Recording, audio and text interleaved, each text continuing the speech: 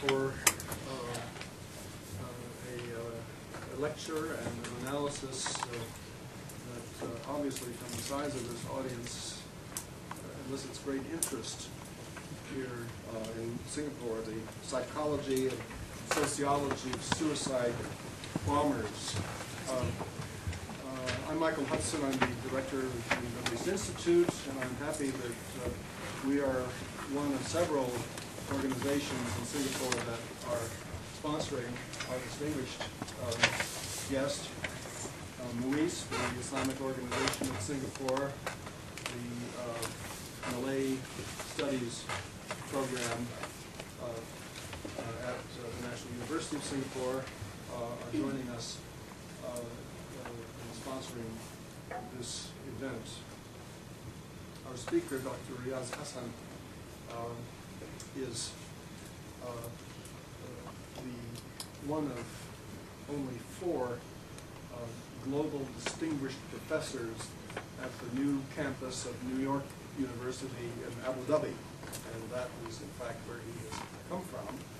But his longtime academic home is at Flinders University in Australia, and it was at that university that he conducted the rather massive empirical study that underlines the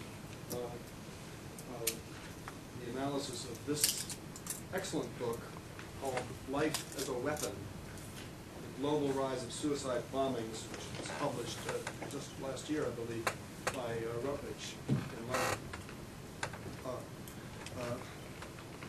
My own background before I became really interested in Middle East politics was actually in quantitative international politics, and at a very early stage in my career I tried to deal with and indeed generate large databases of political events and to try to associate them statistically with varying combinations of social and economic variables. So I felt right at home as I was looking at this fine book, because Professor Hassan has put together a database of, I forget how many, of 2,000 or so cases of suicide bombings.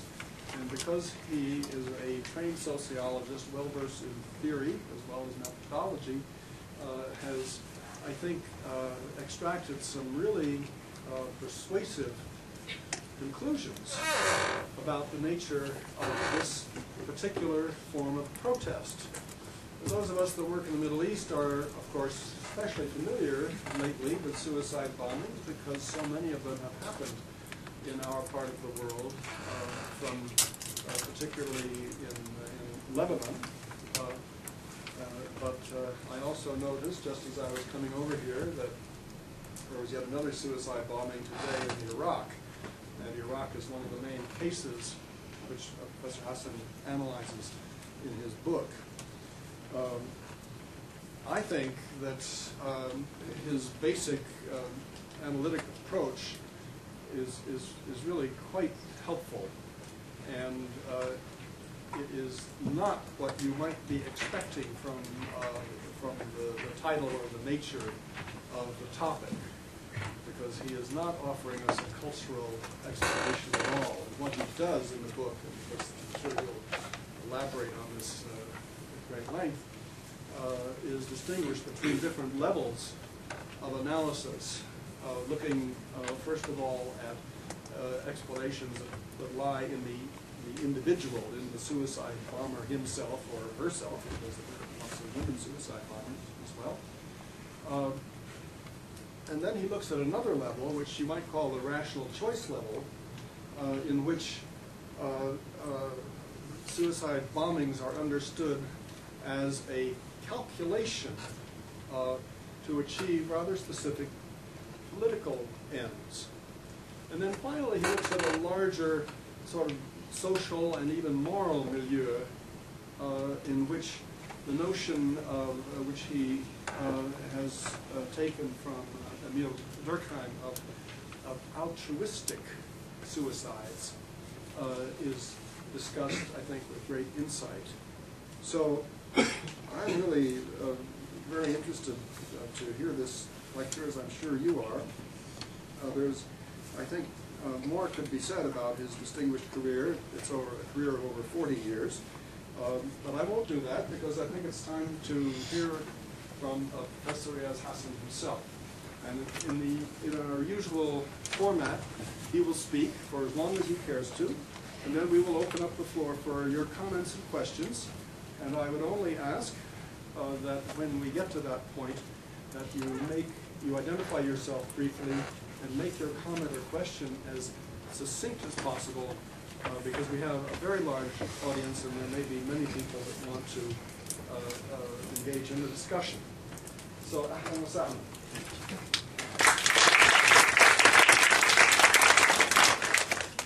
Thank you very much, Professor, and I'm delighted to be here.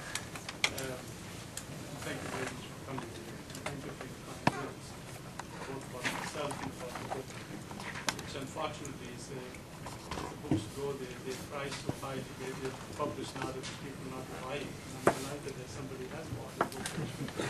But there is a paper edition which will be much cheaper.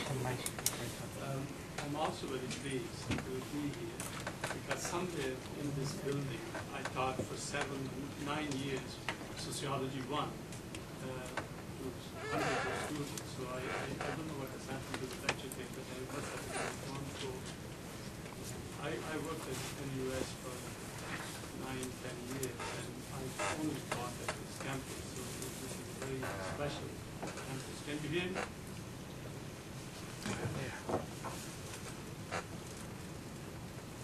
Is this, how does it work? Is it, I'm not sure. Can you help us with this microphone? Right, anyway, I think, can you hear me now? The microphone might be helpful, actually. Yeah. But, can you help maybe keep it on?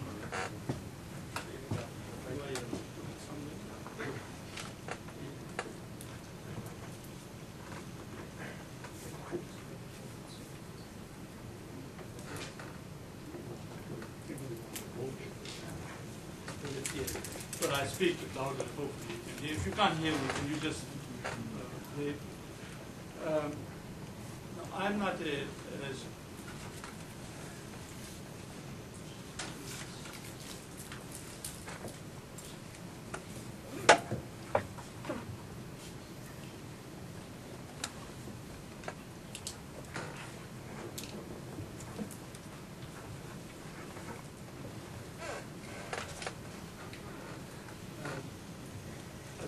Hudson said, I'm not a security specialist, and I'm not a political scientist. I've been interested in the study of suicide for 40 years. In fact, I started a study in Singapore and published my first book, The Way of Dying, Suicide in Singapore, about 50 years ago. My research interest in suicide bombing, therefore, is not from as a security specialist, as a political scientist, but as a sociologist. And the general view of suicide is that it is an exit from an intolerable existential condition. People feel very depressed, they have serious difficulties coping with life, and they find suicide as an exit. Well, over the years that I have studied, I have found that suicide is a means to achieve multiple ends. It is not means to achieve one end, but to achieve multiple ends. And that was the one that started me to look at suicide as it has been committed, formed in other spheres of life. And in the book I begin, my argument is that suicide is a means to achieve multiple ends. There are many people who suicide because of personal anguish, existential pain, and they are fairly universal. But suicide bombing is a very particular kind of act. And the question is whether suicide bombing is suicide and also a homicidal killing. So my starting point was to look at how suicide has been used, and life has been used as a weapon in order to achieve political and religious ends. In the first part of the book, I could have taken huge number of illustrations of history, but I take 6 case studies. The case study of the suicide of Cato, the Roman general who actually committed suicide in order to protest against Julius Caesar's ascendance as a dictator of the Roman Empire. And Cato was a republican. By giving up his life, by taking his own life, he actually mobilized his supporters. 2 years later, mobilized themselves and assassinated Julius Caesar. I then look at the crucifixion death of Jesus Christ, arguing that it was also a form of sacrifice, in which life was used in order to convey a much broader meaning of the sacrifice. Then I go on to look at suicide of what I call the martyrs of Cordoba during the Spanish Islamic rule, and go on to look at the suicides of Sikari and Senat, a Jewish group which carried out suicide missions against the occupying Roman army between 180, for first 46 years of the Christian millennium. And then I go on to look at the Japanese kamikaze pilots. So my argument is the suicide has been used as a weapon in a variety of settings. So in fact, the modern suicide bombing is a modern weapon with ancient roots. And what I have just said to you is just the ancient roots of the problem. And there are people who disagree with me, but this is nevertheless an argument I'm proposing and I explore in the book. The study itself is aimed to try to inform the modern phenomenon of suicide bombing, which began in Lebanon in 1981 and is unfortunately continuing still. And probably your presence and interest is evidence of the fact that you are actually both interested and intrigued, among other emotions that and interest that you may have in it by the phenomenon. I began this study, I wanted to do an empirical study. And I began by requesting and successfully requesting a grant from Australian Research Council in 2005 in order to develop a suicide database of all suicide attacks which have taken place in the world between 1981 and 2004.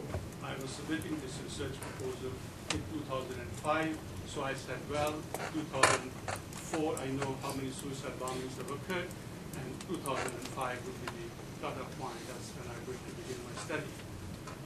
In 2005, Australia passed its Counter-Terrorism Act, and the treason and the conflict provision of the Act made it illegal for Australian citizens, for any Australian citizen to be in contact with suicide, with terrorist organization, or to interview a terrorist.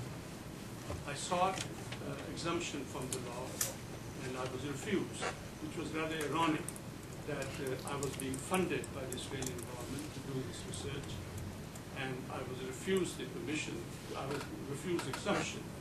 So consequently, this is just an interest for those people who are interested in this research in this modern era on sensitive topics. So basically, I had to revise my methodology, which basically took about a year.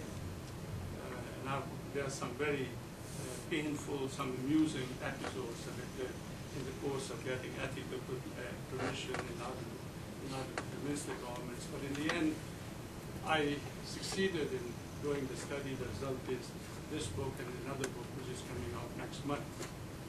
And I was able to compile, and I just want to let you know that neither the government, not the university, not my own university, not the Academy of Social Sciences, State Research Council wanted to do anything to help me, except they said, we've given you money, go ahead and do the research. And the ironic thing is, the only avenue open for people to fight this battle to get permission is the press, the media. I'm too old and too tired to have carry on, take on Australian government, so I decided, no, I think I'll just go the best I can. So I basically got the approval to interview counterterrorism police and journalists. But my main source of data is secondary sources, which I discussed in detail. So the database, Flinders University Suicide Database, consists of over 1,200 cases. But I have actually updated it. I stopped my study in 2006, just to give you an idea how difficult sometimes situation can get when you're doing research. When I started the research, in my proposal, I actually identified that there were 315 suicide bombings between 1981 and 2003. 315 suicide bombings globally. So I estimated that by 2004, there probably would be another 50 of these tragic events, possibly 100. So I would be analyzing no more than about 400 or 450 suicide attacks. Well, in 2003, after the Iraq invasion, the situation globally changed very dramatically. So by the time I started doing research, in Iraq alone, there were more suicide bombings than there were in the preceding 25 years in the whole world. And in fact, the point that I just made, that between 2001, between 1981 and 2003, there were 315 suicide bombings. Between 2003 and 2006, there were 900 suicide bombings in Iraq alone. So you can see how difficult it can be when you have started a research. Suddenly, the scope and the magnitude of the research actually expands so vastly, so greatly, that it's impossible to really, then you have to actually work out, what strategies you want to follow. But anyway, I continued with the research. Here is the graph that shows you the suicide bombing from 1981. And you can see how it remains reasonably, sort of, there are incidents until about 2009, 2010, and each one of these little blips actually related to one of the conflicts. First, is Lebanon, the civil war in Lebanon, and the first intifada after the Oslo Accord in Palestine. Then after that, it is the Sri Lankan conflict. But then you see how in 2003 it just simply takes off. And there were 350 suicide attacks, I think, in 2005 in Iraq, and most of them were in Iraq. Since then, suicide attacks have actually gone down in Iraq, but they have taken up, they have actually started to escalate in Pakistan and Afghanistan. In this research, you can see Iraq has 847. I had very stringent criteria of how a suicide bombing could be included in the database.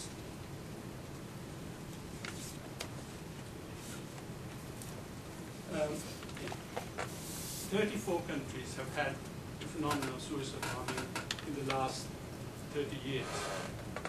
But 90% of suicide bombings have occurred in Iraq, in Israel, Palestine, in Sri Lanka, in Pakistan, and in Afghanistan. 90% of suicide bombings have occurred in these 5 countries. So these 5 countries remain as the focal point of my analysis. In the case studies in the book, the book is actually based on detailed case studies of each one of these instances. But before I go talking about the causes and the analysis of suicide data, I just want to show show you some empirical evidence. This is, again, the same data, more or less summarized in a different way. It shows you the suicide bombing in the 5-year period. I think I'd just like you to see the last row. We're trying to get more microphones. Oh, sorry. You still not yet?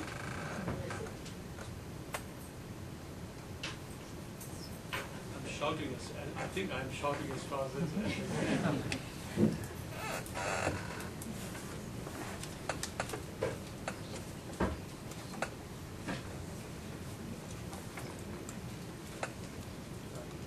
Okay, well, I just put it like this one. Can you hear me now? Is it better? I'm sorry about that. It's nothing frustrating that you come to a lecture, you can't find out what the person is talking about. Well, if you look at the last row, it's first thing you'll notice under the suicide attacks, a percentage of all suicide attacks.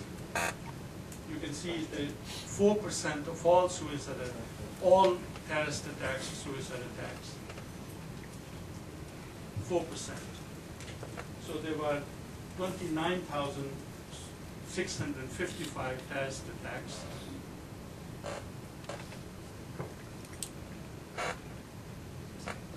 Please go on. I'm just trying to raise the volume. Please. Do you know how to do it, sir? I think we're okay, actually, the way we are, so you just let it continue, I'm please. very Right. sorry. Okay. So if you can see the 4% of all suicide, all terrorist attack are suicide bombing. But if you look at the last column, they account for 32% of all deaths. One reason why terrorist organizations use suicide bombing because it is very lethal. It really works. It is effective. If you look at slightly differently, a suicide attack, again look at the last column, last row. Suicide attack is very lethal. It's 12 times more lethal than a non-terrorist, an ordinary terrorist attack. That per non-suicide terrorist attack is around 1.1 in the period of analysis, and the corresponding figure for the lethality of deaths per suicide attack is 12.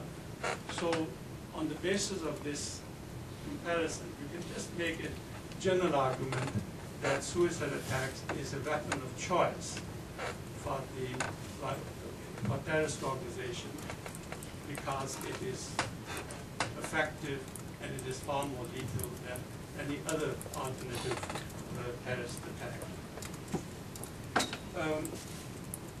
Suicide attacks, one of the things I found out is if you're looking for one single model, one single explanation for suicide bombing, you're not going to find one.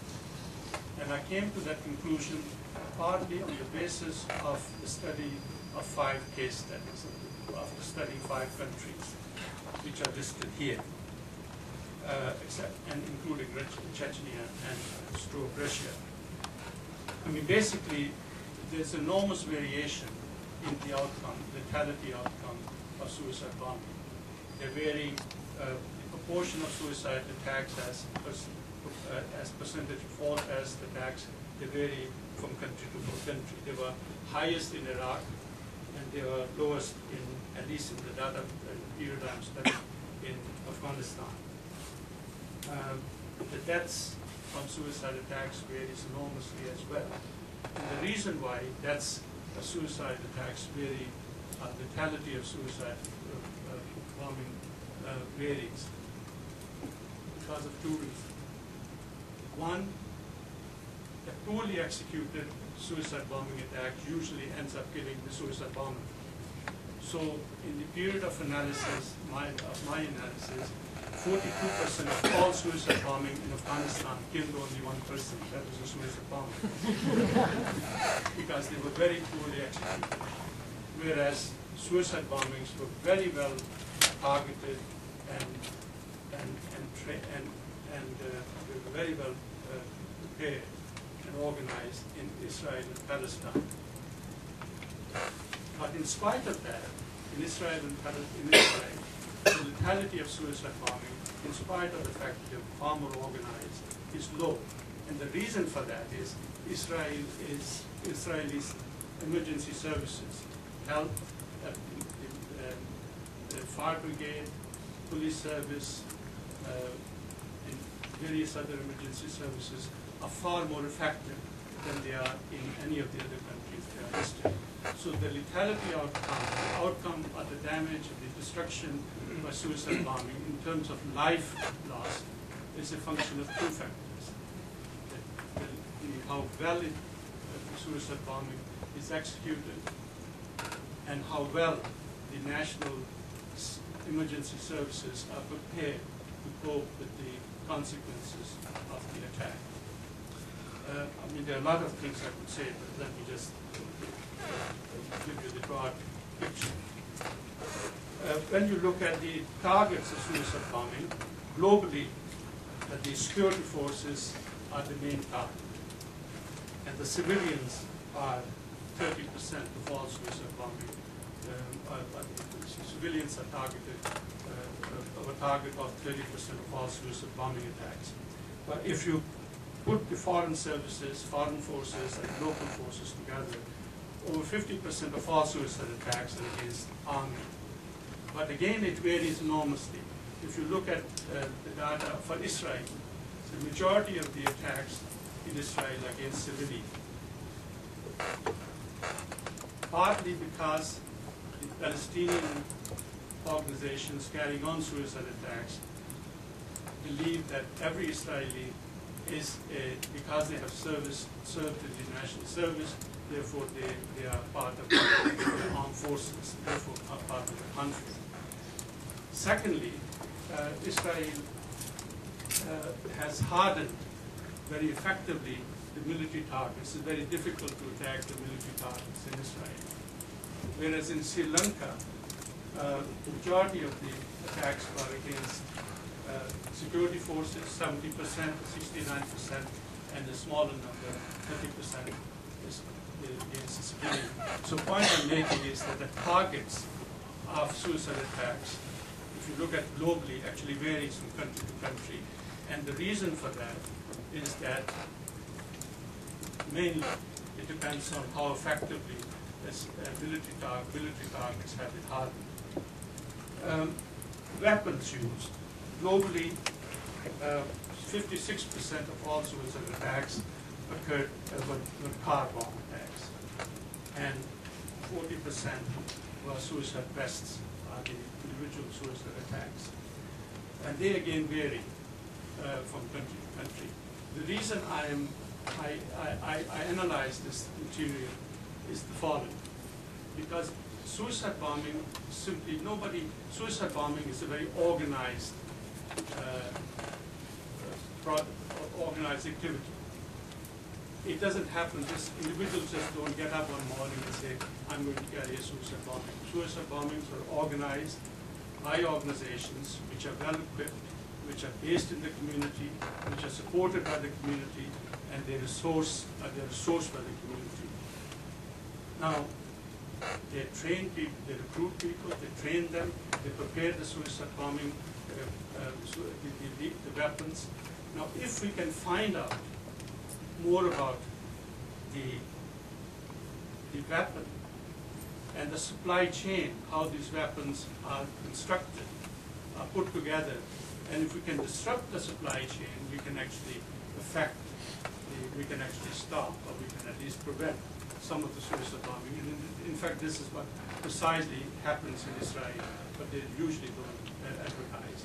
In northern Pakistan, suicide bombing has become a little cottage industry. One family prepares the rest, the other family prepares something else, the other family prepares something else, and so it's divided up. So if we can actually, if you can disrupt the supply chain, it is possible to at least prevent some of the suicide bombing and possibly even stop the phenomenon significantly enough that it would not have the kind of effect it is having now. Now,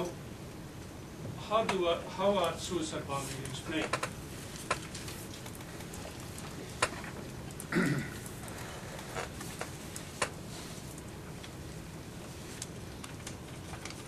this is the reason probably you are here, not to be in the boring statistics. There are three major, if you look at all the studies, and there are hundreds and hundreds of studies now, there are three, you can group them, and at least I have grouped them into three categories. Studies which focus on personal characteristics and motivation of the suicide bomber. Studies which focus on terrorist organization. And my own contribution into this whole field is that I focus on societal conditions. So broadly speaking, the individual, the organization, and society are the three focal points for analysis. Let me very quickly go over some of the highlights of each one of these paradigms. Studies which use the individual paradigms. The studies which focus on personal characteristic and motivation of the perpetrators basically see this as a criminal violence. Well, the reason for this is the suicide is is viewed as a psychopathological phenomenon. Because people suicide because they simply are mad. And secondly, terrorism is a criminal activity. So when you put together suicide, conceptualization of suicide as a psychopathological phenomenon, and you put suicide and terrorism as in fact a criminal violence, then you come to the conclusion that this is essentially an act carried out by bad and mad people. Now, the suicide bombers, therefore, are usually viewed as psychopaths who have paranoid personalities. They're sociopaths, basically unfit, ugly criminal. They have had some problem in their lives. They're religious fanatics. They're uneducated, and they're poor. So the individual explanation invariably will focus on one or combination of these attributes. They are neither rational nor reasonable. They are not like ordinary you and I. They are people who are somehow deranged. They are morally deficient. They are uneducated. And they're basically irrational fanatics. Now, the public policies which use this particular approach for preventing of responding to suicide attacks, they basically aimed at killing the people, killing the perpetrators or the leaders, because they basically see them as homicidal killers. And the point is, homicidal killers are murderers, and the universal punishment for them is to excise society of them. So we have capital punishment for homicidal killing, and suicide bombing, in particular, a more heinous kind of homicidal killing, because it involves killing of innocent people. Now, the problem with this approach is that none of the evidence that I have reviewed, and my own evidence actually substantiates this. Suicide bombers are not mad, they are not irrational, they are not psychopaths. I've had numerous conversations and evidence, sources that I've explored. In fact, all terrorist organizations go to great length in order to weed out any psychologically unstable people, because there will be disaster. You don't want to employ, you don't want to have a person who's psychologically unstable as a suicide bomber, because you're essentially using the body as a weapon. And if they're unstable, they can carry out things which are not part and parcel of the objective of the organization sponsoring it.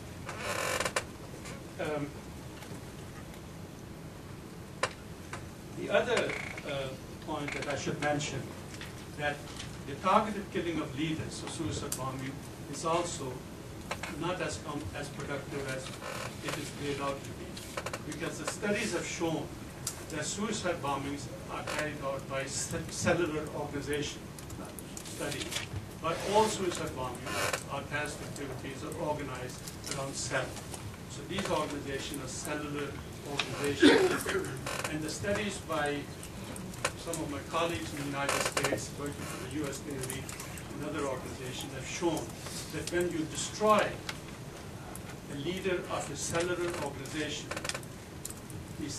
for example, a bureaucratic organization, when the chief executive is, for some reason, unfortunate reason, a tragic reason, dies, the bureaucratic organizations go and hire a new chief executive. In cellular organization, when the head is killed, then the cellular organization, instead of going and recruiting another head, they actually split into different cells.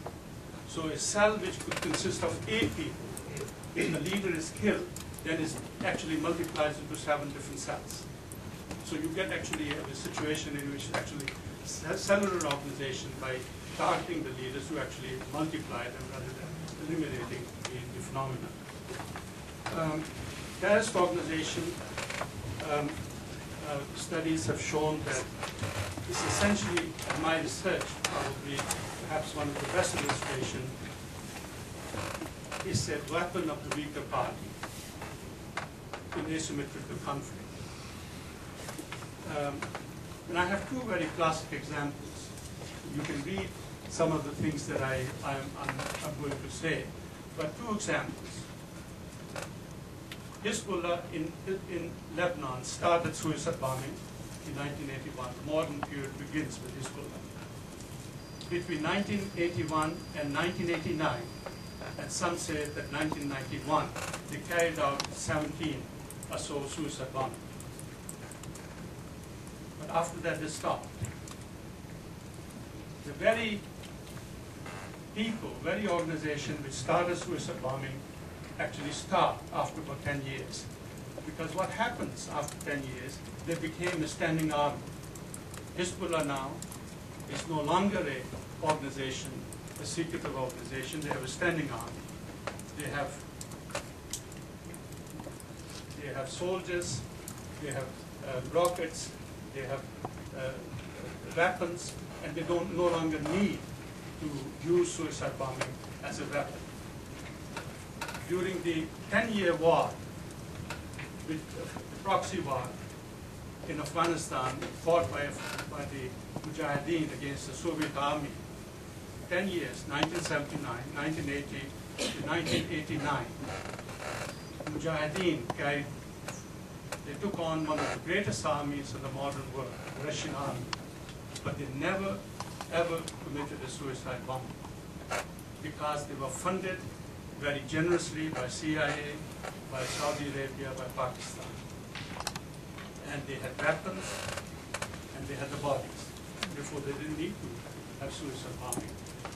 Now, the same people are there at least travelers are now, they are no longer resourced, and they are using suicide bombing.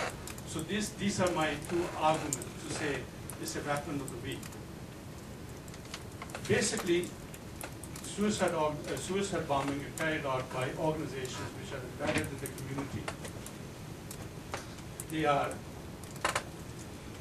strategic, they are weapons of last resort, and they are strategic weapons. It's lethal, it's mechanically simple to put together, it's very versatile in terms of targeting the enemy. It has high symbolic value because the person who's going to carry it out is going to give his own life. And it pays terrorist organizations primarily in 2 ways: by coercing the adversary to make concessions. So the political scientists who carried out this research, some of it myself, they show that suicide bombing attacks actually occur in campaigns. They don't occur just randomly. There are campaigns which are carried out. And they are much more effective when suicide bombing, when the target, the enemy, is a democratic organization, democratic country. So suicide bombing are much more effective against democracies because they can shift public opinion. consequently people say, look, let's do something about it. A friend of mine who has been studying IRA told me that when IRA carried out suicide bombing in Ireland, in Northern Ireland, British government didn't really care. As soon as they came to London, they said, let's sit and negotiate with them. So they started to make concessions. So basically, against democracies, they have reasonable success. But not all countries where suicide bombing occurs are democracies. Now, the public policies which come out of this approach, which use this approach in order to develop preventive policies, or counter-terrorism policies, they basically, again, use targeted killing of leaders. And the other point which I should mention is what is known as the counterinsurgency operations. What now, at least some sociologists and economists call altruistic punishment. And altruistic punishment is a punishment which can be leveled, which has been inflicted on people who pose threat to the social order. Any activity by an organization or individuals which poses a threat to social order and thereby minimize or affects the security of person and property in modern societies, provides state legal justification to punish the offenders. But the studies have shown that something in human beings, in human societies, what economists, the Austrian economist calls a norm of fairness, that if the punishment violates the norm of fairness, then the punishments, the altruistic punishments, are something like counterinsurgency operations that actually become counterproductive. So when the counterinsurgency operations are punishments by the state against people who are responsible for organizing terrorism, are seen to be excessive, harsh, and you can debate whether in fact they can ever be. But the point is, when these punishments are seen as harsh, excessive, and violate the norm of fairness, then instead of subduing the resistance, they actually escalate the resistance. They actually make people more resistant. In fact, the resistance increases.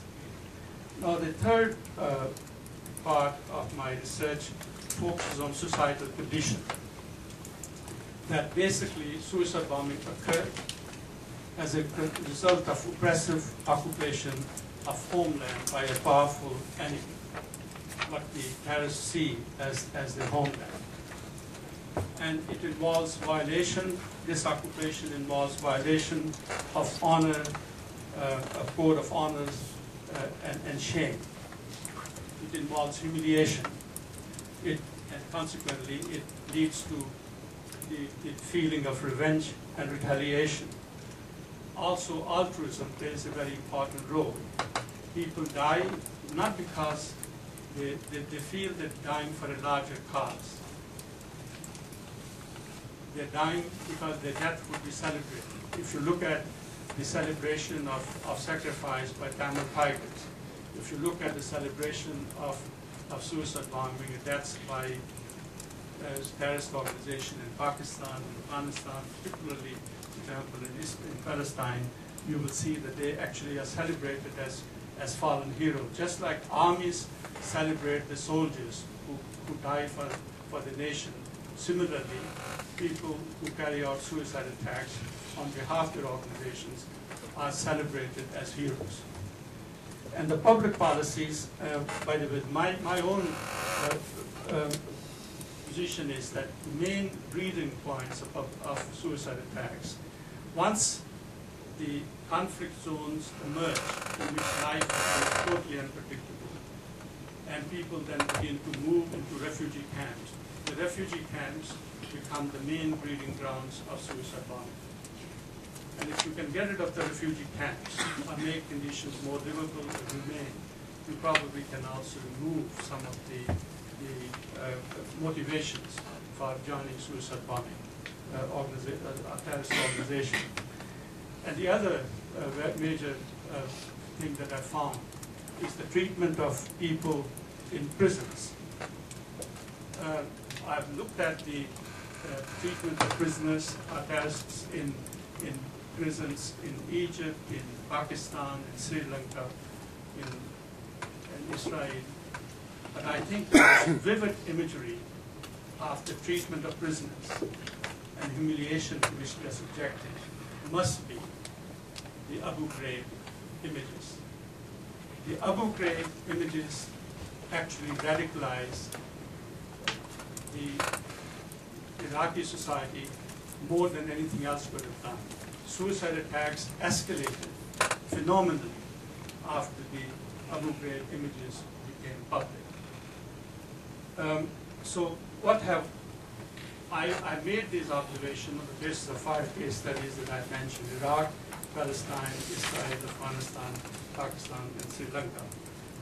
I just want to give you some of the lessons from my study. Suicide, what is the origin, the genesis of suicide bombing? They are a product of intractable political conflict over political entitlements, territorial occupation, and dispossession. In each and every case I've studied, one of these or all of these things are involved. What really somewhat surprised me, that suicide bombing always followed, has always followed the state-sanctioned violence and repression against non-state, a weaker party causing widespread outrage. That suicide bombings are not really the starting point. In fact, the starting point, that suicide bombings are a response to state-sponsored or state-sanctioned violence against the weaker party in the conflict. So the two parties, the state and the non-state actors, the state actually is the first responsible for carrying on a sanctioned violence. And then the weaker party decides to carry on a whole range of strategies. In the case of Sri Lankan Tamil, they carried out, they first organized themselves, they then carried out protests, they had political parties, they tried to fight election. All these, when everything failed, finally they resorted to terrorism. And the same story, and you can see that from the case studies, the conflict, the configuration of conflict in each place. The same story is repeated in each and every place. Large-scale dislocation of population or refugee camps are invariably correlates with high suicide bombing. Incarceration of dissidents and insurgents and dehumanization treatment, and I think Abu Ghraib example is the one that I've just given to you. Psychological operations and mutual demonization. Psychological operation, all armies carried out psychological operations. You and I don't know those psychological operations because these information are kept very secret. I've tried to get them from Pakistani army and some of the other armies. They were not released. But primarily, these are part of counterinsurgency operations, and the point I'm making is the counterinsurgency operations, instead of stopping the problem, in fact, frequently escalated it. Now, let me, in conclusion, what are the lessons that at least I have learned and I'd like to share with you? Suicide bombers are not men. They certainly are not psychopaths. I have found no evidence that these people, that suicide bombers involved, the majority of the suicide bombers suffer from psychopathology. It is invariably a strategic weapon, a tactic used by the weaker party in an endemic conflict in which they have tried everything else but failed, and consequently they have resorted to a weapon of last resort, a weapon of last choice. Suicide bombings are driven by politics, not religion. In each and every instance that I have examined, of course, religion is politics, political reasons which drive suicide bombing. It's not religion. Religion is used very effectively in many situations, many circumstances, by terrorist organizations to mobilize support, to recruit people. But the motivating factor, the organizing factor, is the driving factor is political, not religion. Humiliation aids the subculture of suicide bombing. and I actually examined in some detail the effect of Abu Ghraib instance in Iraq. Because bear in mind, there have been more attacks in Iraq in the last 5 years than there were in the previous 25 years in the world. It is sometimes driven by revenge and retaliation. And particularly, this is so in conflicts in Chechnya, Pakistan, in Sri Lanka, and the cases that I use in Palestine. It's an altruistically driven action that almost invariably people involved, they're dying for a larger cause. For more or less the same reason as the armies, the soldiers give their life for fighting for the country. Similarly, suicide bombers see themselves as fighting for a larger cause, not for a very personal or individual cause. How do we counter suicide terrorism? I think we would have to look at suicide terrorism as a response to endemic social political conflict. And unless and until we find resolution of this political conflict, unfortunately this problem, or some description of problem like suicide bombing is going to remain part of the conflict. We would, in order to find effective counterterrorism policies, we have to understand why people get involved in this conflict. And we have to at least meet some of we have to also recognize the suicide sponsoring organization, a terrorist organization, a community-based organization. They are supported by the communities. They are defended. They are rooted, grounded in the communities. And if we can find ways to break the nexus by at least meeting some of the grievances of the people who are supporting them, I think we probably will succeed in preventing, at least in eliminating this very tragic human phenomenon. So the result at the end of it, I suppose what I have to say that the point that as a human beings we feel that's, you know, as what I have found, that suicide bombing particularly creates a very repulsive and strong emotional anger, emotional response in human beings. And one of the points that I discuss in one of the things I discuss in the book, why suicide bombing create a kind of revulsion, you know, it repulses us, it frightens, it creates a fear, emotions of fear and anger. But not all kinds of deaths. Other kinds of deaths don't evoke emotions. And my argument is, in societies, two kinds of deaths are stigmatized. And societies universally, from time immemorial, and I presume as long as societies can exist, must stigmatize two kinds of deaths. And these kinds of deaths are where people control the timing of their own death and also the dying process. By dying process, I mean, you know, when somebody is sick, you put them in hospital. And in hospital, the dying process is controlled by doctors. They decide what medicines to give and how to treat them. So, the normal way of treating deaths in modern society is to disempower the individual from the dying process and also from the timing of their own death. And we call this a good death. I call it a good death. A good death is a death in which the individual is totally disempowered from the dying process and from the control of timing of the death. But if the individual begins to control the timing of the death and also the dying process, it becomes a very stigmatized death. And societies usually, invariably, consider these deaths to be undesirable. And the reason why we feel so repulsed, we feel so confused, we feel so angry about suicide bombing is because it is one of those stigmatized deaths. Because suicide bombings involves not only killing but oneself or killing others. Both murder and suicide are stigmatized deaths. So a stigmatized death is an empowered death.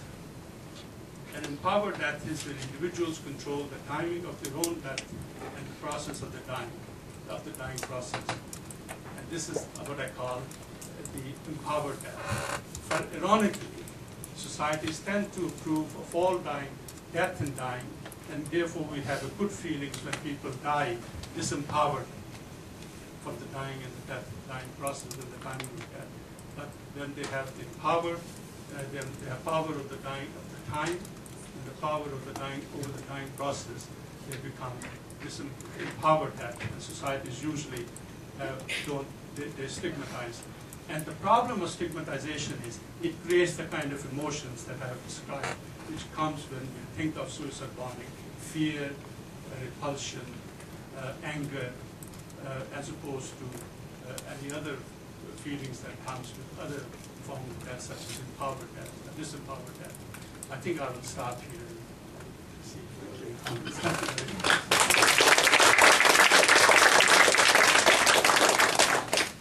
Thank you very much for this empirically rich and comprehensive survey. We will open the floor for comments and questions. And as I said at the beginning, if you would identify yourself and make your comment or question to Professor Hassan as brief as possible, that would be helpful. And if we have quite a number of questions, if you are agreeable, we might take, say, 3 at a time and let you respond to them. But we'll just play that by ear. So are there some questions? Yes, please. Thank you. Thank you, Professor. My name is Omer from the Ministry of Home Affairs. I'll keep my question brief. I have a feeling that I will not be alone in the questions that are coming. Recently, I was researching into the kind of narratives that appear on some of these militant websites. For example, the Izidin Al-Qassam Martyrs Brigade. Quite often, they use the narratives of Yusuf Qadrawi. And in his narratives, and this is where it gets very surprising. And as we know, the Al-Qassam Martyrs Brigade, they carry out suicide attacks, quite often against civilians as well. But in their website, what they portray is that they condemn terrorism. They condemn all forms of terrorism. They give religious arguments as to why it's reprehensible, and quoting Qadrawi and so on. But that legitimate action against an illegitimate occupying force, that's okay. Now, when it's framed in this way, it gains a lot of natural legitimacy. My question to you is basically this: how can we counter this kind of a framing process in which they portray such, for example, suicide bombing as a tactical strategy for use against an occupying force? And of course, this creates a lot of resonance. And of course, since it's on the internet, it's bringing out globally. Thank you. Thank you very much. Well, you know, the Al-Qassam Brigade, names after Imam Al-Qassam, who was killed by the British in the 30s against, for protesting against the Jewish Zionist migration to Israel. And hence the name of the Hamas, the PIJ, one of the suicide bombing group. Now, sorry. Now, I'd like to ask you, do you disagree with them? The narrative? They're basically saying occupation. I think it really... No. Do you disagree with the general description that if the land is occupied? I think the point is they feel that they are occupied if the occupation is harsh, demeaning, humiliating. If you eliminate that kind of occupation, do you think, my guess would be that the rationale will disappear. So, so long as the conflict remains, and the reason for the conflict resonates with people who are reading, I think this is likely to be attractive, likely to attract attention of people. Human beings react very rationally. Now you have to actually be you just have to be in a situation where in a war zone or an occupation which is very harsh, humiliating, and demeaning. And it is not random. It is everyday part of life. You get Sri Lankan situation in Sri Lanka where soldiers are, constantly probing the Tamil women going into the villages and probing inappropriately. And of course that kind of, that incenses further. I think what you are saying basically is my point, that occupation, harsh, which is seen to be harsh and unfair and unjust and illegal, is one of the sources of, and is the source of the conflict, is really one of the grounds for the rise of suicide bombing. Now, I'm not sure whether I'm answering what you are saying, how you counter the narrative. You counter the narrative by eliminating the conflict. Sorry, I hate to I just want to add on to that. You asked me a question, what I think about the whole idea of. I think there are some things beyond the sphere of control of people. These are things that you can't solve overnight or wish it away. But seldom is the violence confined. Even though their narrative, the pitch that they put in their websites, is that only against military targets.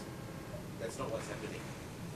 We do see them carrying out attacks, and that violence is, as you know, violence you can never contain it. They fight against Fatah militia as well. They fight against, in their bombings, civilians, of course, are targeted as well. My point is that I'm afraid that this kind of legitimacy that is portrayed in their websites would make it lucrative for people to actually believe that violence is the solution here. Well, the proof of the pudding is that it works, but there's organization. Now, I wouldn't want to do that, but I don't know how I would feel. But you have to bear in mind, Israel-Palestinian conflict is not new. It's been going on for a good part of 100 years. And there is increasingly, it's the Palestinians who feel that they are actually losing gradually the legitimacy to the homeland. So, yeah, I agree with the sentiment you're expressing. I'm just saying that if, judging from the people, there are a lot of people who read a passing the propaganda and reject it. They don't actually buy it. One thing, let me just say, in the study of suicide behavior, the thing that always surprised me was not why there were so many suicides, but why so few people suicided. Because if you study suicide, if you look at the reason why people suicide, as I have done for many, many years, what really surprises me, you, and a whole range of people go through the same crisis, but we don't suicide. Now, if you think suicide bombing is a phenomenon of, the dispossession and conflict, really, what surprises me, not why there's so many suicide bombers, why there's so few. That is so in a way, there are a lot of people who actually read the same phenomenon and they discount it. They say, we are not going to do it. But there are people who, for a variety of reasons, with humiliation, retaliation, altruism, revenge, are basically, I've seen some of the conditions in refugee camps, and I can see they basically say, look, I either sit here and wait for somebody to be killed, or I'm going to do something myself. But again, one of the amazing things is that even in refugee camps, under extremely harsh and humiliating conditions, that people actually have spirit to go on living. But some of them decide that, look, enough is enough. And this is one of the points which I think we need to remind, that it's not the point that why there are so many suicide bombings, why so many people reading Al-Qassam propaganda, everybody can read, but why so few actually get affected. Yes, please, in the back. Hi, Professor Hassan. My name is Shi. I'm also from the Ministry of Home Affairs. Would you please speak louder, however? I would like to ask a question, following on your point on why there's so few suicide bombers, as to why during certain conflicts, for example, World War II, we don't really see that many. In fact, I do not know of any instances of suicide bombings, perhaps in the Jewish communities in Western Europe or during the occupied Russian territories, or even in Southeast Asia when Japan occupied many countries and were conducting fairly horrible atrocities according to our history books. Why there were no suicide bombings? Perhaps you could share some of your views as to what do you think are some of the key differences of the oppression that happened during 1940s versus the oppression in recent years that have generated so much suicide attacks. Thank you. Occupation comes in different forms and shapes. The Japanese occupation, during the Second World War, some of the 4,000 kamikaze pilots carried out suicide bombing. They were state-sponsored, and to be precise, 3,998 suicide bombing kamikaze pilots. They in fact killed something like, in one of the battles, 5,000 American soldiers were killed. It remains one of the most costly battles. So actually suicide bombings were part and parcel of the Second World War. And ironically, you know that the suicide bombing began when Japanese knew, the Japanese Naval Command knew that they were going to lose the war. And that's the Philippine Philippine-based Japanese Naval Command started organizing suicide bombing. And in fact, the Germans and the Russians and the other countries, including Americans, actually toyed the idea of actually following something similar to the Japanese model. But it never sort of materialized. But if it did materialize, a very small number of instances took place. Now the question is very, very valid. Why conflicts, for example, during the Japanese occupation? I think if I can only fragments of evidence. In order to create a sense of humiliation, you have to devalue the institution. Now we know, as a sociologist, we have, for example, social scientists have learned, to kill people, you don't have to physically kill them. You actually devalue the institution, which actually sustains and gives meaning to life. Each one of us gets up every morning and we wash ourselves, makes up the sensible, we go to work, because the institution that we value, which give meaning to us, are viable, and they are actually very powerful, influence our behavior. But then if you devalue those institutions, as we have done in Australia, for example, in the case of Australian Aborigines, as the American occupation did for the American natives, as the blacks were humiliated, African Americans during the slave period.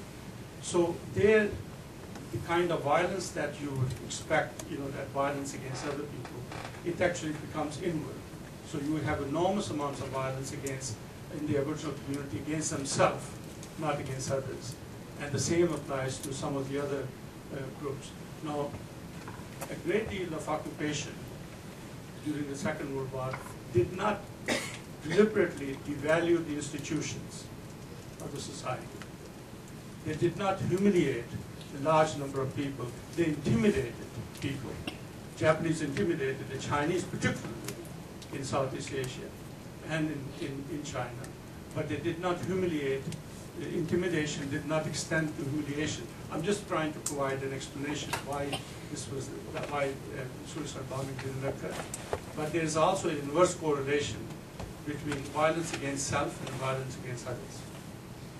No, I just wanted to add on to that. Okay, but make it short, please, because there Okay. are many other people who want to speak. I understand. You did raise a very good point in saying that, in pointing out that there was suicide bombings during the Second World War, and that was conducted, in fact, by the military, the stronger party, against even stronger parties. But we don't see the kind. Japanese were losing. Right, but we don't see suicide bombings coming from the community. I'm just wondering whether the societal context or the context of whatever that's being played out in public communications is actually perhaps the key determining factor, rather than purely looking at society itself. No, I mean, I think we can continue. I can't really, I think the question is very valid. Why in certain conflicts the suicide bombing didn't occur? And what I have actually argued to you that, in fact, suicide missions, where people have gone and killed without an exit strategy, is a very ancient phenomenon. And in fact, it has been, we look at it as a modern phenomenon, but my argument is that suicide has been used as a method for sacrifice for a long, long time.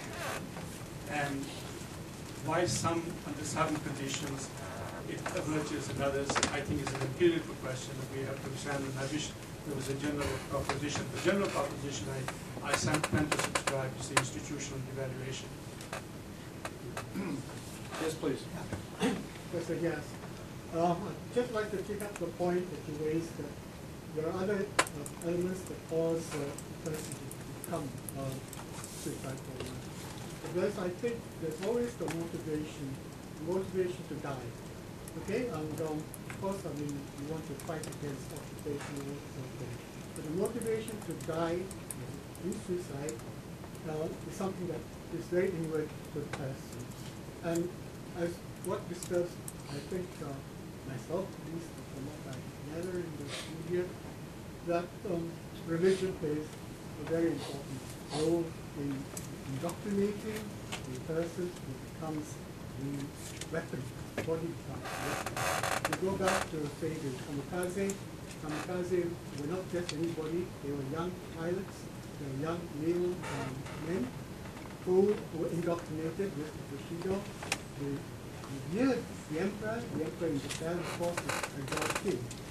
Okay, so there was that kind of thing, I'm dying for the king, I'm dying, and if I die, my soul goes to Yasukuni Shrine, it creates a heck of a lot of problems for everybody every time someone goes there. Now, within what's happening in recent times, the impression that comes across, I think, is that, that Islam is, the reason, right, for why there are suicide bombers. Obviously, because the entire region where all this happens, there is an Islamic side. Of course, the Tamil Tigers, they were Hindu, and they are Hindu, and they also died for a different reason. But how do you think religion becomes the sole motivation for suicide bombing? Religion is not the sole motivation. Religion acts a very important mobilizing, motivating factors. Because if you take the counterfactual, Islam has been around for a long time. And the exploitation of Muslim lands has been around for a long time. If Islam was the motivating factor, then there would have been suicide bombers or something like that. There have been conflicts in Java and the Philippines and against global youth, but not organized conflict. Then the question is, well, there are 1.5 billion Muslims, and how on earth, and I said the total number of suicide attacks, we're looking at 2,000 in the last 25 years. If Islam was the motivating factors, then you would think that there'd be a lot more people, because there are a lot of Muslims around. I think the point you were making about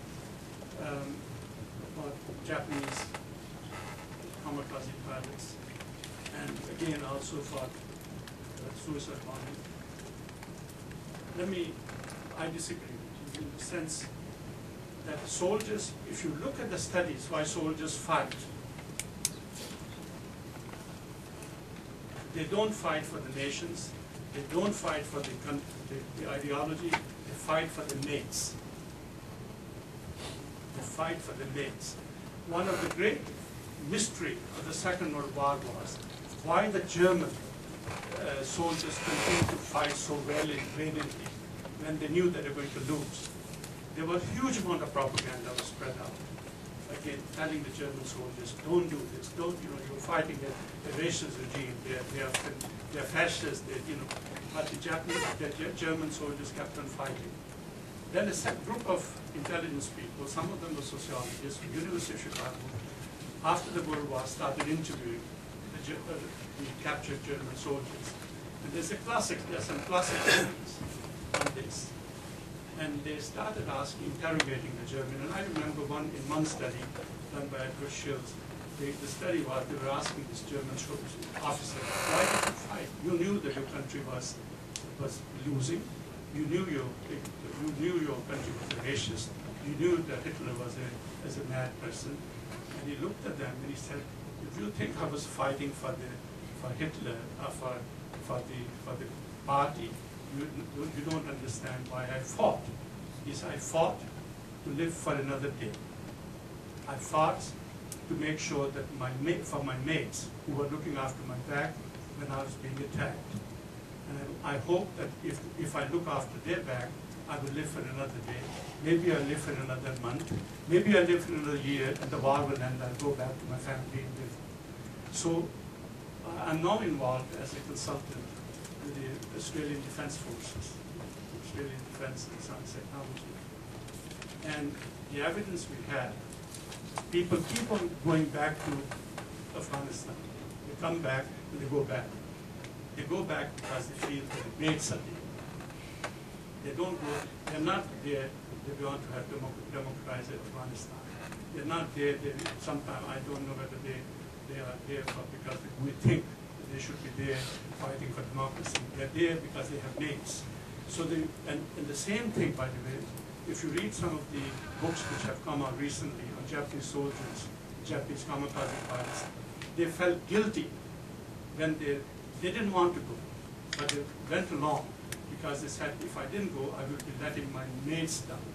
So my argument is that suicide bombers also have the same kind of mateship. They die for the mates, not for Islam, not for the larger cause. Yes, please. My name is Robin Jeffrey. I work at MUS. Niaz, could you say something about two things? One is the age of the suicide bombers in your analysis. Are there any old suicide bombers like you and me? We'd probably be quite good at it. And the other question is, could you say something about technology? The fact that if you'd flown a DC-3 into the Empire State Building, it wouldn't have fallen down, but if you flew a 727 into the Twin Towers, they would fall down because of the quantity of petrol. The availability of RDX and the flooding of South Asia, say, with weapons since during and after the Cold War. Certainly the weapons, the technology has a lot to do with the development of suicide bombing. I mean, most of the suicide bombing as vehicles, car bombs. And the West is an innovation. It was actually one of the innovations at the time of Tamil Tigers actually devised and perfected. And now there are some new innovations, and Pakistani Army has some, and they will show it to me because they have shown to me one of the conditions that I don't make it public for 2 years, because there are new innovations. People are improvising this weapon. But if you Google Yale Global, which is an online journal of Yale University Center for Globalization Studies, type my name and you will find an article I wrote last year, 2009, what motivates suicide bombing. And I didn't know about it, but you will find a photograph of a Palestinian family of 16 to 18 people who have a photograph of the grandmother, who must be 60, 70-year-old, and she was the oldest suicide bomber. The point of that is, here is the whole family holding the photograph of the grandmother, and I mean, you would just have to say, I wasn't there, but the fact that they were prepared to be photographed it, they are very proud of her. So there are older people. There are older suicide bombers in Afghanistan and in Iraq. Both in Afghanistan and Iraq, 90% of suicide bombers would not be identified. So we really don't know the age. But as a general principle, as a general sort of demographic, suicide bombers tend to be young people, young male, mainly. And one of the points I make in the book is that studies of revenge and vengeance have shown young male tend to be much more revengeful than young female. And so my argument is maybe this is one of the contributing factors. But you're right, it's young people. And it is the young people who have a certain vision of the future. It's a young bleak future or some other future. Young people who have seen their parents humiliated. Young people who have seen their friends, mates killed or arrested. Young people who have, for one reason or another, feel when a Palestinian young woman who was 19 years old was coming back from from university, and she was stopped at the security point, and she was wearing full hijab, which is unusual for Palestinians. They don't. And she was deeply religious. They made her the security checks, the security checkpoint. The students were exempt, by the way, from security checks under Israeli policy. But they made her take her headgear off. For some reason, for people who are very deeply religious, that's very humiliating when they take the head to show the hair. Then they improperly probed her. Then she went back, and her brother had died in an incident killed by Israelis. When she went back, she decided to become a suicide bomber, and she carried out the suicide attack. And all I can glean from these instances that actually the triggers very often are those which enrage people. And somehow, as we grow old, we tend to develop greater capacity to justify ourselves. Maybe we have children, maybe we feel that, I have seen so much suffering, what's another day? But maybe young people get more enraged. But certainly there are rational reasons why this is happening, not because young people are somehow more deranged than older. But this lady, this woman, this grandmother's case would be one illustration. It doesn't prove that old people are flocking to become suicide bombers. But I was surprised that this was this photograph. Yes, please. Professor Hassan. My name is Esther from Moonkin Academy, which is part of Ministry of Home Affairs. I have two questions for you. You mentioned in your lecture the genesis of suicide bombings mainly stems from state-sanctioned violence against a weaker party, or probably a large-scale population dislocations like refugee camps, very humiliating situations. They develop sort of tendencies for suicide bombing. But in the case of Singapore, I doubt we have all these conditions present. So why is it that Singapore is still pretty much I wouldn't say it's a mass breeding ground for suicide bombers, but why is it that there's still this place for suicide bombers to be able to develop? Why is it that Singapore can still, basically just have the existence of that in Singapore? And second question I want to ask you is that you were saying that in cellular terrorist organizations, I would say that most of the organizations nowadays, terrorist organizations, are cellular, like say Al Qaeda or even Jamaat Islamiyah. So if Homeland Security officers don't hunt for the leaders, basically you are suggesting that, from what I'm getting from you, is that if oftentimes it's targeted killing of the leader that leads to the splitting of the cells. So if we do not do that, if we do not, as say police officers, we do not target the leaders, then how should we stop the multiplication of such terrorist cells? I think in relation to the first question about why Singapore was, is very good, everything is very good. I suppose Singapore is probably, in every society, look, suicide bombing is, at one end, is a criminal activity. So crime is part and parcel of human society.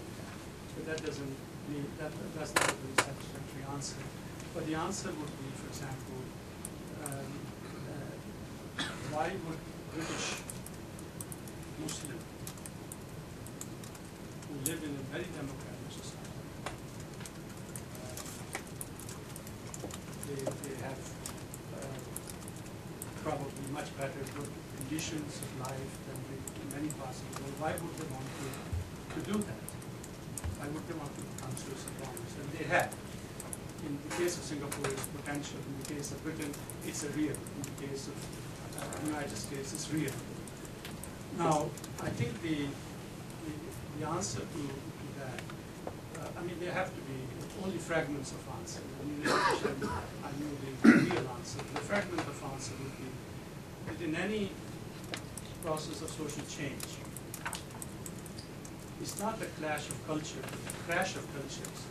Any process of social change, when the cultures begin to crash, in the sense cultural meanings begin to shift as under globalization or modernization. In the case of British Muslims, we are 2.8% of the population, of British population. 2.8% of the British population are British Muslims. If you look at the jails, the prison population of the UK, for which we have the data, we don't have data for France, 11% of the prisoners in Britain are Muslims. Now, my answer is that by and large, there are winners and losers in every process of social change. Migrants are people living in the UK. And most of them will muddle through life. They will muddle through their winners, those who are doctors, dentists. You go to British hospital, most likely you will see an Asian doctor. Very often you will see a Muslim. It's not uncommon to see that. But, so they're doing fine. But then there are larger people who are actually not doing very well. And most of the people who are not doing very well will muddle through life. Petty crime, living off parents, living off welfare, living off something, prostitution, drug pushing. But then some of them begin to, the more intelligent one of those who are in the process, and this is the point, almost all terrorist organizations, that terrorist groups which have been interviewed, the one thing that you find out that there are people who have more education than the countries in the surrounding communities.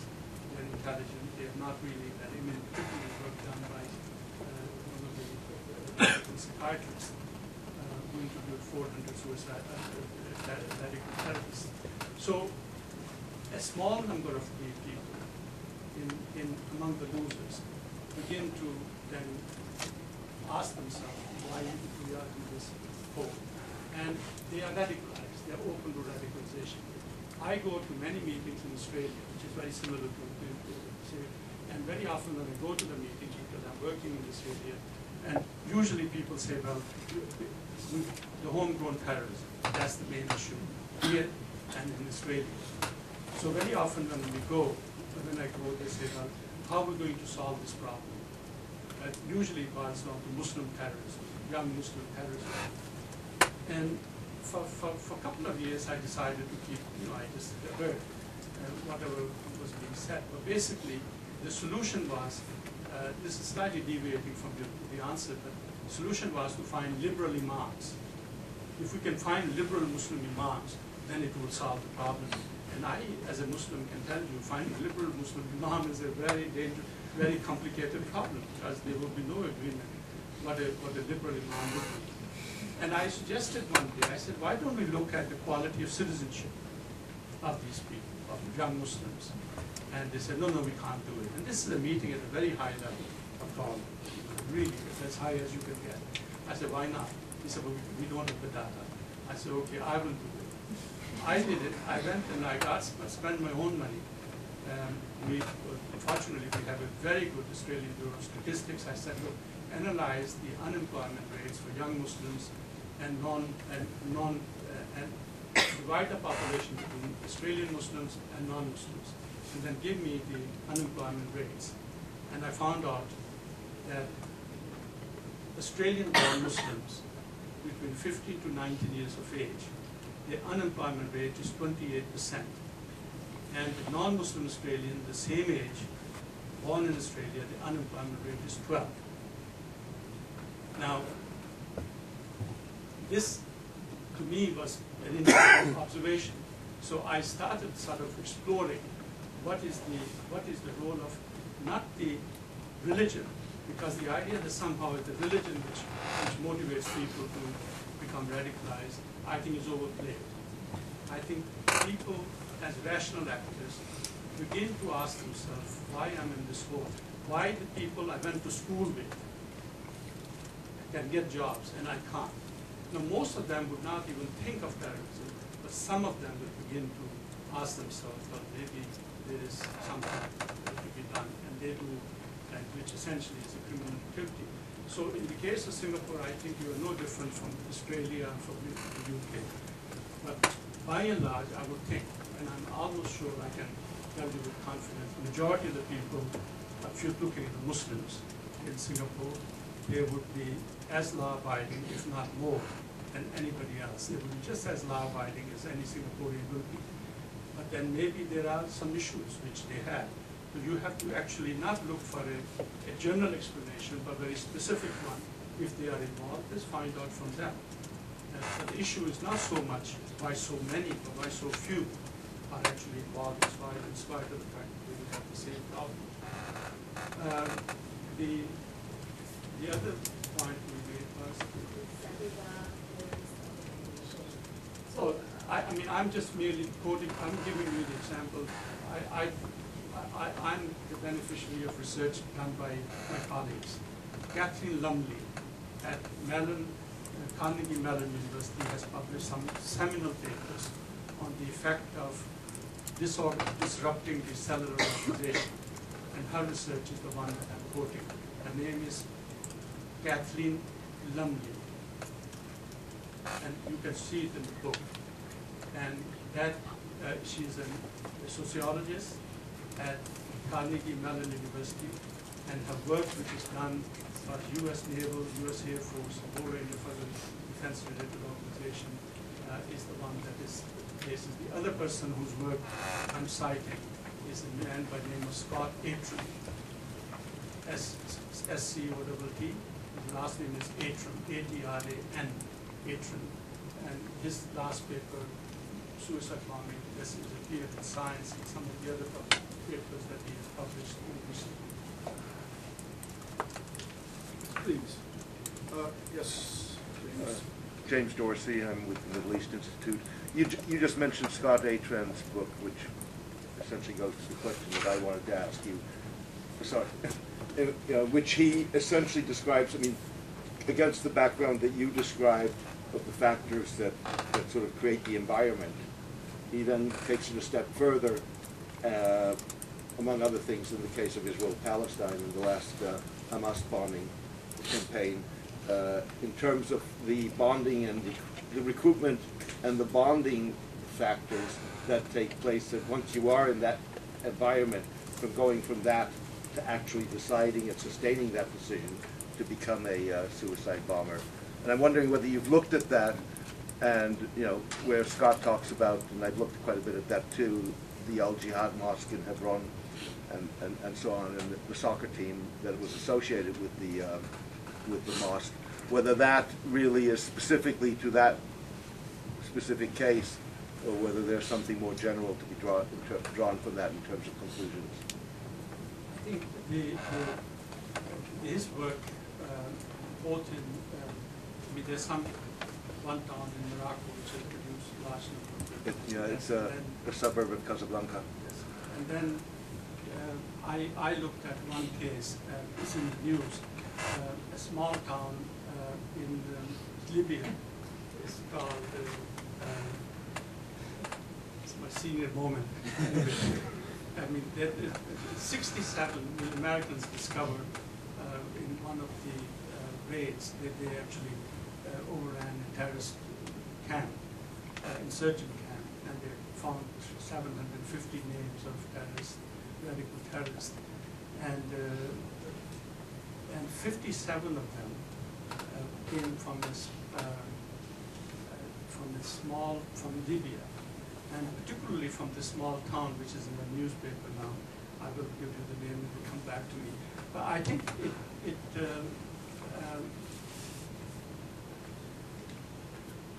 let me go back to Scott. I can't speak for him.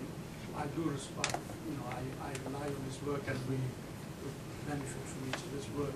But basically, suicide bombers, once they're bonded, they fight for their mates.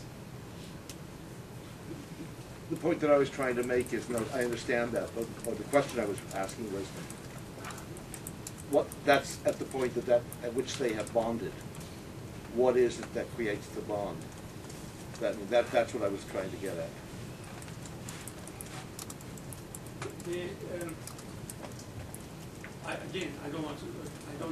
My own position is, if you go through training when you're becoming a soldier, one of the things that happens is your identity is disconstructed. The old identity is first deconstructed, and new identity is put together. The same thing happens in the case of suicide bombing. In the case of Pakistan, where I have actually worked, the first thing they tell you, don't be in touch with your relatives, don't be in touch with your friends. You have to know, we are your friends. So the whole process of actually making people entirely disown their own identities and reconstitute their identity in the new context. And very often they succeed, and frequently it succeeds. And I think it bonds them, because now they are basically isolated from the other social support network that they have relied on for many years as they were growing up. Now they basically have one group with which they are bonding and living together. And the camps, the suicide bombers and other radicals, the terrorists are taken to small camps in northern areas of Pakistan where they are trained, very much like the military training. So I think the answer would be that they bond at a level where they actually basically sever their ties with the outside world and only develop the ties and the discipline with the very small, intimate group with whom they rely. Because going back to the German soldier, he said, I fought for my mates because they were looking after my back. And it was because of them I'm going to fight. And I suppose the same kind of dynamics operates. Now, I have no empirical evidence, I'm just relying on I'm just extrapolating from the evidence that fragments of evidence I have. If I could ask you a question, as an American, we suffered one of the worst of all suicide attacks in 9/11. And as I was looking at your list of conditions and so forth, I was wondering if you could speak a little bit to how well you think those suicide bombers actually fit. And I ask it with some skepticism because I'm not aware that there's a specific common national bond or humiliation or any specific reason for revenge, any sort of very intense kind of social community that would allow them to do this. So I wonder if you just might comment on that particular horrific incident. And also, do you have any comments on how the United States has responded to what our leaders say is, perhaps the leading national security threat, a suicide bomber that is going to blow up something in Times Square or in a supermarket or something? And we're all aware that the United States has spent billions of dollars and has created an enormous, almost para-governmental, para-bureaucratic structure, many organizations trying to deal with this matter. Well, I think the framing of, it's a big puzzle. The 9/11 attacks, from all that horrific, devastating, they were criminalized. They should have been framed as crime against humanity. And they should have an international tribunal constituted to actually investigate and go for people who are responsible. Instead of it was framed as a war against terror. And that has had horrendous consequences because it has actually aggravated. This is the kind of problem which you can possibly do war because instead of solving the problem, it actually has aggravated. War and terror is seen very widely. I don't agree with it. I don't see it that way, but many people see war against Islam. War and terror is war against Islam. Now, my understanding of the analysis of at least the 9/11 reports, 9/11 Commission,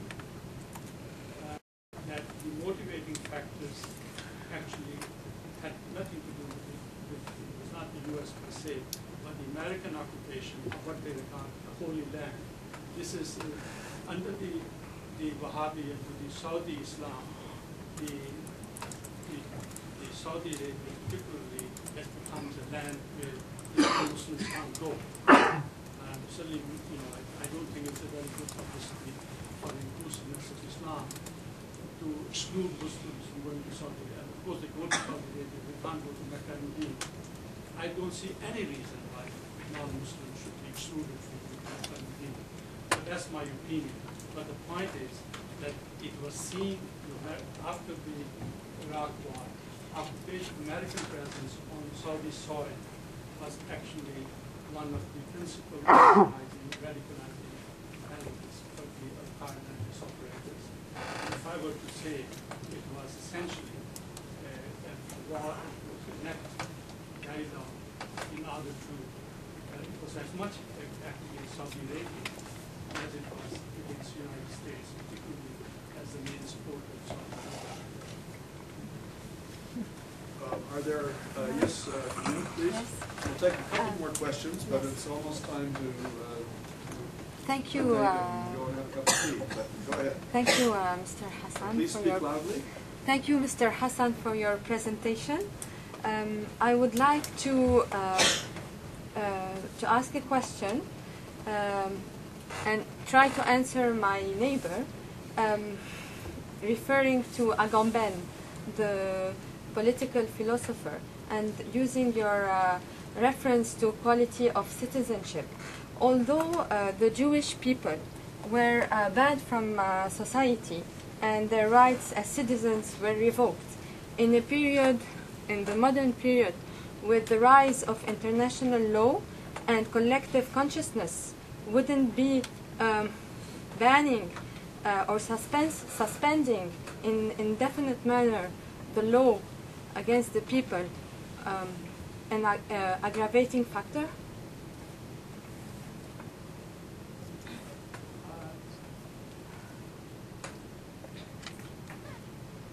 I'm not sure whether if you could just, I didn't get quite completely.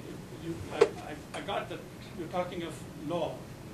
Yeah, I'm saying in the context, because my neighbor said why we didn't find suicide bombers within the Jewish community during the Second World War.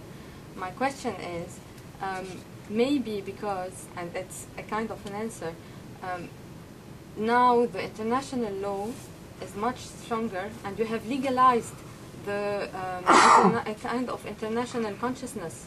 So if we now suspend the law against a community, it would be maybe much more of a, perceived as much more of a humiliation. Do you agree with this? I mean, the studies of the Jewish, it's the studies of Holocaust have shown that, again, like most people in the concentration camps or in camps, the majority of them, 90% of them saying, hopefully, if I just behave as they say I should behave, I'll get out of this place. And so, I mean, there were cases in where there were 10,000 Jewish in the concentration Jewish refugees or prisoners, and there were 1 or 2 or 3 or less than 6 guards guarding them. And the question is, why did they just go and kill them? And I think the point often is made, I thought when they interview people, I thought that if I just behave what they're telling me, perhaps everything would be all right. I think the general point you made is that there were a great deal of suicide bombing, a kind of violence that's carried out. I think my point is not in the human psychology, because it's like in human conditions. And I hope that, so if human conditions are such that can, by and large, many people will accept human conditions no matter how bad they are, but there are some people who would not accept. I don't know what would the Jewish, what would have happened. I simply don't, hypothetically, I simply don't know the answer to your question, but I'm inclined to believe that if you provide some degree of respectability to people and some hope that it is possible that people will resist from carrying on violent acts. Okay, well, this will be the last question. Yes. My name is Dr. Das. I'm an intensive care physician. I think, Professor, in your last statement, you've answered your question, why so few suicide bombers? But that it's not in the human psychology at all. Very often, my understanding is, I think they are identified. There is really lack of spontaneity. You are identified, brainwashed, and told to go and do this specific job. That's why there's not so many suicide bombers at all. Would that be right? Because you said you started. They're brainwashed. Yes. And they're asked to go and fight. Right. Suicide bombers, and that really is the crux of the issue. That's why there are so few numbers of suicide bombers. Nobody goes out except from the very few altruistic bombers. The numbers are small because they don't want to do that. But those who want to do it also do it for altruistic reasons. Yes, but that's very, very, very, very few. I think the point, I don't know whether this will, my point is, when we recruit soldiers, what do? We brainwash them. We basically give them new identity. We give them guns, tell them go and kill. And I think it is, now you can say, well, suicide bombers, my own position is this, and I'll show you my hand. Suicide bombers see themselves as as soldiers. And they basically see themselves as fighting for the cause that they believe is right. They believe involves a broader, has a message for the community. Why the numbers are so small? Partly because it is almost impossible to have a very large number of people. First, it would be very difficult to recruit. But I think there is still, I have actually a video which I can which I was surprised to see. Mullah Dadullah, who was killed in an American operation a few years ago, the video shows that he's sitting in an office and people are coming in. They're quite, young, very healthy, smiling, young men come in, sit down, he's taking, there's no audio there, so I can't tell you what it actually said. But basically, he was giving them a chit. He said, okay, they were registering him, he was registering them. He said, when we need you, we'll call you for training. This is the number, we'll call you. And they were, a friend of mine, a journalist who worked for BBC, one of the best journalists in Pakistan, told me that he has 500, Mullah Dadullah has 500 suicide bombers on his register he can call upon.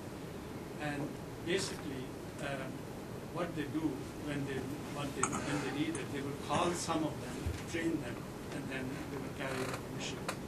So in a way, recruitment is very interesting.